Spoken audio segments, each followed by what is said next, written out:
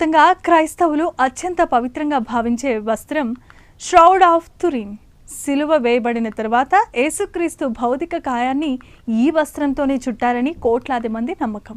అయితే శతాబ్దాలుగా మిస్టరీగా ఉన్న ఈ వస్త్రంపై తాజాగా జరిగిన DNA విశ్లేషణలో ఒక ఊహించని విషయం వెలుగులోనికి వచ్చింది. ఈ పవిత్రమైన వస్త్రం వెనుక భారతీయ మూలాలు ఉన్నాయని శాస్త్రవేత్తలే చెబుతున్నారు.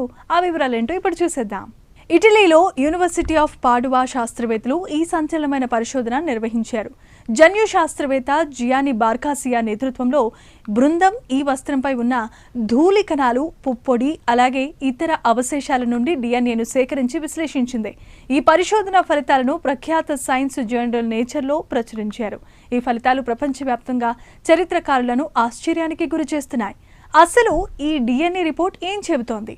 ఈ వస్త్రంపై లభించిన మానవ DNAలో సుమారు 38.7% భారతీయ సంతతికి చెందినదని శాస్త్రవేత్తలు గుర్తించారు. ముఖ్యంగా భారతదేశంలో సింధులోయ ప్రాంతానికి చెందిన జన్యువులతో ఇది సరిపోలుతున్నాయి. అంటే ఈ వస్త్రాన్ని తయారు చేయడానికి ఉపయోగించిన నూలు భారతదేశం నుండి దిగుమతి చేసుకున్నది కావచ్చు, లేదా అక్కడే తయారయ్యి ఉండవచ్చని కూడా ఆ విశ్లేషణ సూచిస్తోంది. శాస్త్రవేత్తలు దీనికోసం జినోమిక్ సీక్వెన్సింగ్ అనే అత్యాధునిక టెక్నాలజీని కూడా వాడారు.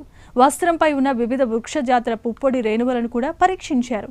ఇందులో మధ్యధరా ప్రాంతానికి చెందిన మొక్కలతో పాటు ఆసియా, భారతదేశంలో మాత్రమే పెరిగే మొక్కల ఆనవాళ్లు లభించాయి. అంటే ఈ వస్త్రం తన సుదీర్ఘ ప్రయాణంలో భారతదేశం వంటి ఆసియా దేశాల గుండా ప్రయాణించుండవచ్చు, లేదా ఇక్కడున్న ముడి సరుకుతోనే తయారయ్యి ఉండవచ్చు.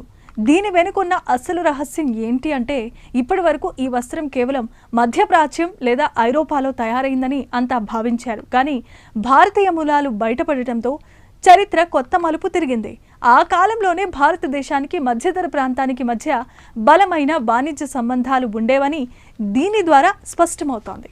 ముఖ్యంగా నాణ్యమైన నూలు వస్త్రాలకు ప్రసిద్ధి చెందిన భారతదేశం నుండి ఈ పవిత్రమైన వస్త్రం వెళ్లి ఉండవచ్చుననే వాదనకు ఇప్పుడు శాస్త్రీయ బలం చేకూరింది.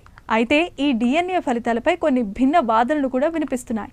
ఈ వస్త్రంపై అనేక దేశాల ప్రజల DNA ఆనవాళ్లు లభించాయి. శతాబ్దాలుగా ఈ వస్త్రాన్ని తాకిన యాత్రికులు లేదా సంరక్షకుల ద్వారా కూడా ఈ DNA చేరి ఉండవచ్చని మరికొంతమంది శాస్త్రవేత్తలు అభిప్రాయపడుతున్నారు.